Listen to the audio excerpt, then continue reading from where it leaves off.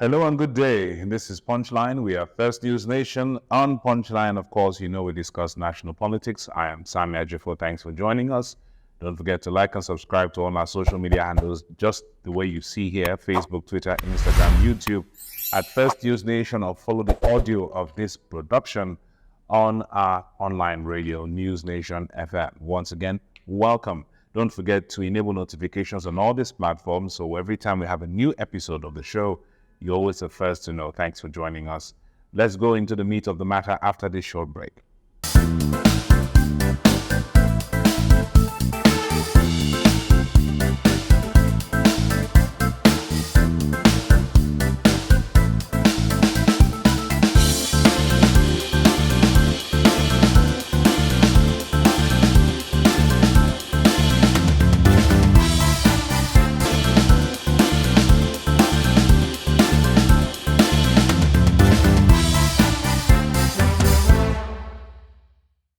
Welcome back. It's still Punchline, and we are still First News Nation. The conversation now is what everyone knows. President has been fully given the powers to act as president of Nigeria for the next 4 years by the Supreme Court ruling, which didn't go down well with a lot of people, but that matter has been put to rest because of the supremacy of the Supreme Court. And that's not the conversation now. Everyone knows what's the big issue at the moment. The big issue is Nyesom Wike. It's the trouble in Rivers State. What's going on?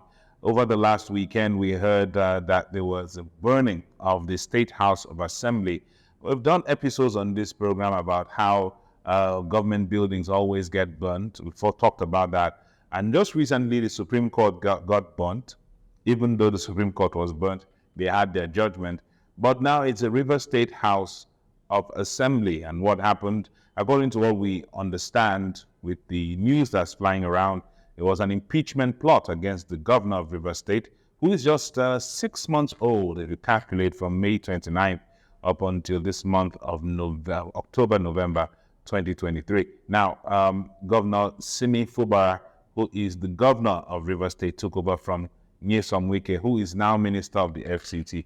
There was an impeachment plot against the sitting governor, Governor Fubara, which had led to the burning of the State House of Assembly. According to police reports, it was occasioned by explosives. And it's not the first time we've had that, but we thought that had ended with the elections. Explosives have returned again, this time around in this impeachment saga. With that impeachment, we understand that the Speaker of the State House of Assembly was impeached afterwards. And then we had rapid changes in the Rivers State executive. The governor on Sunday had tried to go to the site of the burnt government structure, the State House of Assembly, and he reported that he was shot at. Watch this video.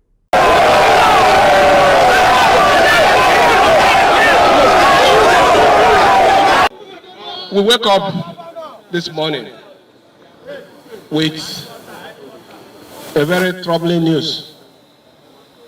We have gone to the assembly to see for ourselves what has happened. On my way there, I was shot at directly by the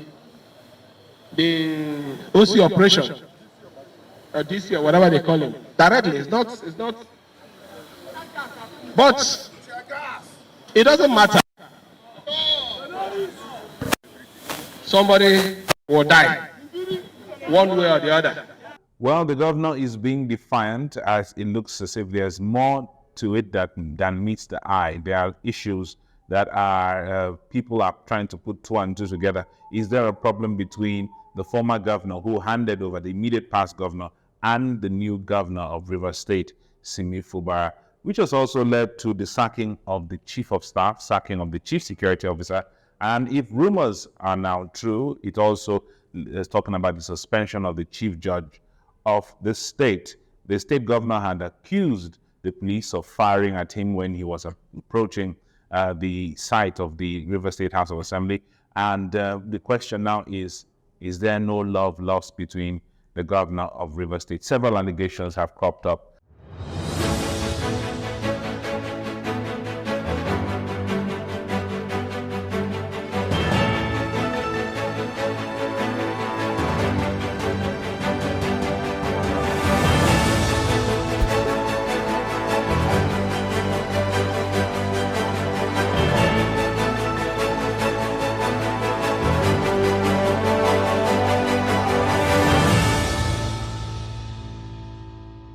You're welcome back. It's still Punchline, and it's an interesting conversation. It's a spin-off from the happenings in River State, allegedly between the previous governor, who is now Minister of the FCT, Nyesom Wike, and his successor, the current governor of River State, Governor Simi Fubara. We're going to look at governors who had issues with their successors, governors who had issues with their successors. Let's start from, what do you think? We should start from Zamfara State? Yes, let's start from Zamfara State. Senator Ahmed Rufai and Aliu Shinkafi had issues. He named his loyal deputy, Governor Rufai, he named his deputy, Ahmed Shinkafi, Aliu Shinkafi, as his successor. As soon as Shinkafi became governor, the political relationship went sour. It showed in everything. As a matter of fact, after his first tenure, the Senator Rufai was rumored to have made sure he did not get a second tenure and installed Abdulaziz Yari. So the governor of Zamfara State was only serving one tenure, that is Aliu Shinkafi. We haven't heard of Shinkafi for a long time, but Abdulaziz Yari became the anointed one. Yes, he was anointed governor of the state of Zamfara, and then he anointed his own commissioner for finance, Alhaji Mukhtar Shehu Idris, as his choice candidate. However, their decision didn't go down well with Senator Rufai, as he began to show political preference for Yari's deputy, Ibrahim Wakala, which the whole thing became very, very messy in Zamfara State. And that is one of the reasons why Zamfara State lost out in the governorship election some time ago. That was in Zamfara State. In Kano State, Rabiu Musa Kwankwanso and Umar Ganduje. Ganduje was deputy to Kwankwanso for a very long time. All the tenures that Rabiu Kwankwanso served, Ganduje was his deputy. And because of that, later on, Kwankwanso handed over power to his deputy, Umar Ganduje. Then Kwankwanso moved to the Senate. And that became an issue because for several years in his Senate, when he was a senator, he couldn't even go back to his constituency because of the political disagreement between him and his ex-deputy. That became a serious issue. Kwankwanso moved from the party to another party, formed the NNPP. Before that, he was in PDP, went back to APC, went to the NNPP. NNPP now caused a serious shock in the 2023 governorship election and won the governorship. Now, there is no love lost between Umar Ganduje and Kwankwanso. As a matter of fact, Kwankwanso, in the early days of Tinubu's ascendancy into power, went to visit President Bola Ahmed Tinubu at Aso Rock, and Ganduje said if he actually met him in Aso Rock, he would have had a physical WWE with him. Well, was that going to happen? But it still shows that a serious issue between Ganduje and Kwankwanso. Today, Ganduje is the APC national chairman, and today, Rabiu Kwankwanso is the leader of the NNPP, even though there are issues, but irrespective, Kano State has seen no love lost between the two. In Gombe State, Ibrahim Dankwambo and his successor, Danjuma Goje, former governor Ibrahim Dankwambo, fell out with his benefactor, Senator Danjuma Goje, just a few months after taking over. Disagreement said the reason why was Goje unceremoniously left PDP and went to the APC. And then Dankwambo became the leader of the PDP in Gombe State. However, Gombe State has gone back to the APC. That was a serious issue. Don't forget, Dankwambo was at one time, I believe, the accountant general, or he was in top position, auditor general in the federal government before he became a governor. And he was picked by Senator Danjuma Goje. That was a serious issue in Gombe State. In Borno State, we all know the issue that happened between Ali Modu Sharif and Kashim Shettima. Kashim Shettima today is the Vice President of the Federal Republic of Nigeria, serving under President Bola Ahmed Tinubu.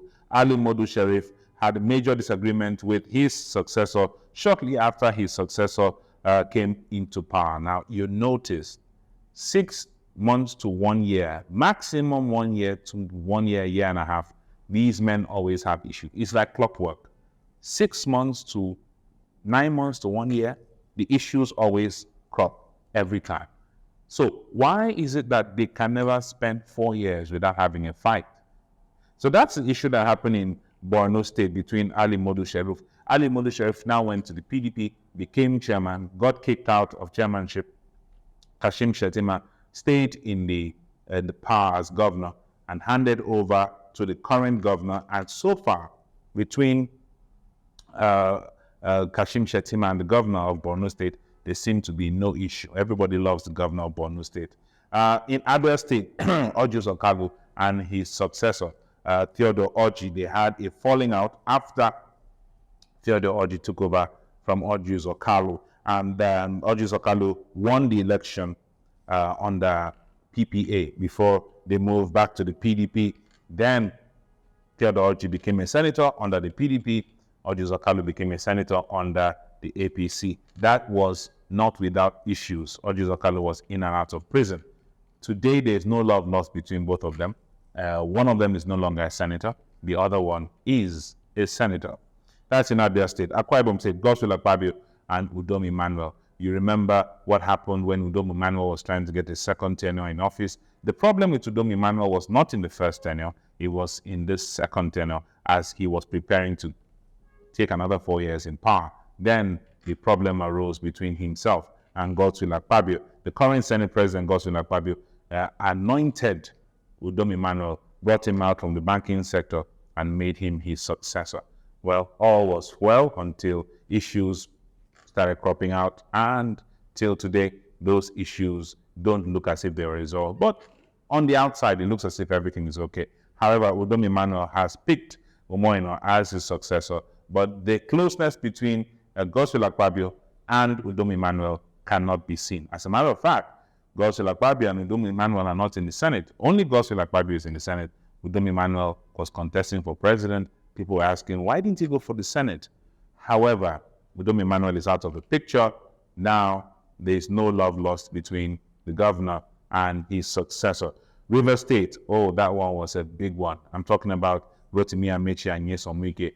Nyesom Wike was always a close loyalist of Rotimi Amechi. And for some reason, when Nyesom Wike became Minister of Education, there had to be some issues. Nyesom Wike was fighting his governor, who was Rotimi Amechi. Amechi was fighting the president, who was Goodluck Jonathan. And Nyesom Wike was in support of Jonathan and Jonathan's wife, Jonathan's wife. So, Madam Patience Jonathan. So it was a serious issue. Finally, even though Rotimi Amechi moved to the APC, Nyesom Wike came from the federal cabinet and became governor. There was no love lost between, as at when Nyesom Wike was governor of Rivers State, he was always still throwing shades at Governor Rotimi Amechi. That's not all. I also want to take you into others that had issues as well. Seyi Makinde and Governor Abiola Ajimobi, of the late blessed memory God Senator Abiola Ajimobi of Oyo State. There were some serious issues. In fact, Governor Ajimobi had his own candidates from other parties and he decided to support them. But eventually, what happened? Abiola Ajimobi was unable to put his candidate in power, and then Seyi Makinde of the PDP became governor. So APC lost in Oyo State and PDP, there had been no love lost. As a matter of fact, when Abiola Ajimobi died, his family came after Seyi Makinde, the governor, and said they did not want him to come and pay any condolence visit. That was how bad it was in Oyo State. Babajide Sanwo-Olu and Akinwumi Ambode, wow, that was another hot one. Akinwumi Ambode was governor for one tenure, and even though there was so much means trying to beg to make sure that, he serves his second tenure, it didn't come to pass. So what did Akinwumi Ambode do? He went thrashing his successor. I'm talking about Babajide Sanwo-Olu, calling him a drug addict, calling him all kinds of names. Today, they have reconciled, and that's the only difference. But it took a long time. Sanwo-Olu is in his second tenure that Akinwumi Ambode could not experience. Then we move forward to Emeka Ihedioha and Rochas Okorocha. You know that Rochas Okorocha handed over, but did he really hand over? Well, he didn't hand over. He wasn't in the building when Emeka Ihedioha took over as governor of Imo State. But there seem to have been some issues because Ihedweha was going around demolishing a lot of things that Governor Rochas Okorocha made. Now, Rochas Okorocha didn't only have issues with his successor, he had issues also with the person who succeeded his successor, which is Governor Hope Uzodinma. And that issue still subsists today, even though both of them are still within the same political party. Let's move over to Bola Ahmed Tinubu and Babatunde Fashola. At a point in time, Fashola was interested in going for a second tenure. Bola Ahmed Tinubu wasn't in the mood to allow that happen. But somehow, some kind of political debate ensued, and then Fashola prevailed, and that was a good one for him. Let's go for a short break. When we come back, we'll continue this conversation.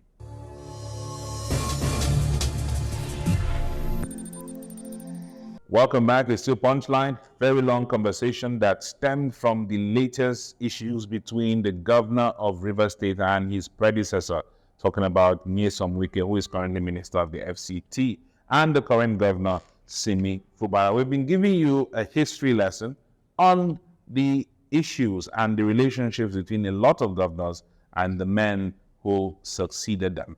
Well, let's drop one or two for you. We talked about Akwa Ibom, Godswill Akpabio having problem with his successor, Udom Emmanuel. Do you also know that Akpabio had a problem with his predecessor?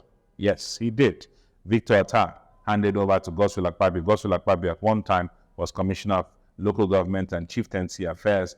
And Atta said, and I quote, "The one regret I have, though I left with a successor, I left without succession." He said this in 2007. Remember, Victor Atta was in the forefront of the 13% derivation oil proceeds to states. And, remember him for that. So Akpabio had a problem with his predecessor and his successor. That's a serious one. In Enugu State, Sullivan Chime took over from Chimaroke Namani. At the time, Chimaroke Namani was governor of Enugu State between 1999 and 2007. Sullivan Chime was the Attorney General and the Commissioner for Justice. When Sullivan Chime took over from Chimaroke Namani, then it became a big issue. For years, they were not speaking. As a matter of fact, last year, we had a Twitter conversation where the former governor, Chimaroke Namani, who became a senator, was speaking bitterly about what his successor, Sullivan Chime, did to him. And you could see that the man had not let go. So till today, there's still an issue. But we saw a picture of, Sullivan and Chimaroke hand in hand smiling. Well, politicians, you can't really believe anything they say. But there were issues between Sullivan and Chimaroke Namani. You can't also forget that some of these governors as well have had issues with their deputies, as well as having issues with their predecessors and successors. Across Nigeria, in Edo State currently, we have the governor having issues with his deputy, Philip Shuaibu. Lagos State, Bola Tinubu had issues with virtually all his deputies. He had issue with Femi Pedro. He had issue with Bokna Kerile. He's had issues. That's normal. We also had Rochas Okorocha and Judah Baso, Rochas Okorocha and Eze Madumere. We had governors who have changed deputies once or twice. We had Kano State, Abdullahi Ganduje, and his deputy. We've had issues there. Sullivan Chime, I remember Sullivan in Enugu with Sunday Onyebuchi, and the accusation was Sunday Onyebuchi had a chicken farm in his house. That was the reason why he was impeached. You might be laughing at that, but that wasn't funny. That was the reason why the man was impeached. And later, we had a member of a pastor take over for a very short period of time as deputy governor. Victor Atta and Chris Ekpenyong had issues in 2005. Ekiti State, Ayode Fayose had issues with Biodun Aluko. 2005, Issa Yuguda had issues with Garuba Gari. Ondo State, Olusegun Mimiko had issues with Olanosi. Also in Ondo State, we've had issues with the governor and the deputy. We've had issues in several states. If the governor is not fighting his successor, he's fighting his predecessor, he's fighting his deputy. So in Nigeria, the governor is an emperor, conqueror, the champion, the lion. He has to be fighting everybody. Fight the one who came before, fight the one who comes after, and fight the one who is even with him. Some of them fight people 2 administrations before them. So you see the governors have a lot of work to do, and that's why many states have bad roads, because the government is busy fighting. That's the issue now. Will the issue between Governor Fubara and his predecessor actually abate? Well, we'll be watching to see the political process. Guess who is laughing now? Rotimi Amechi, who recently was in a video saying Nigerians don't really care. They don't move by anything. They don't care. It's normal in the Nigerian political system. I bet you that there are several governors who today, in the next 6 months, will show that they've had issues with their benefactors. A lot of us are looking at Ebonyi State. What's going to happen? Because especially if you have a very strong predecessor, you're most likely going to be having issues. Whoever will take over from the governor of Edo State will have issues. The other states are more quiet. Delta State, smooth transition, no problems there. The governor of, even the governor of Ogun State had issues with his predecessor, you know. So we constantly hear these stories, and it is normal in Nigeria. The deals that are struck between the governor and his predecessor, someone even noted a rumor that yes, that Peter Obi of Labour Party actually asked his successor, Willie Obiano, to give him a percentage every month. Well, before they gave you that position, there were deals that were made. There were agreements that were made. Keep up with the agreements or leave. It's a simple thing. If you have comments about this conversation, go ahead and drop them in the comment section below. I'll be very pleased to hear what you have to say. Don't forget to like and subscribe to all our social media handles, Facebook, Twitter, Instagram, YouTube. As you see here and here, enable notifications on all these platforms. So every time we have a new show, you'll be the first to know. Drop in the comment section. Tell me which governor, which state you think will have problems with his successor from the 2023 set. All the new governors who just walked in, which of them do you think will have problems? Will it be in Enugu State? Will it be in Abia State? I don't think Abia State. Abia State did have issues, but it was more like, wait for me to finish. Both of them are not within the same political party. I mean states that the governor picked an anointed, Nigeria, they call it anointed successor. You pick the person became renegade after a few months in office. Drop your comments in the comment section as much as you can. Do your best to stay safe.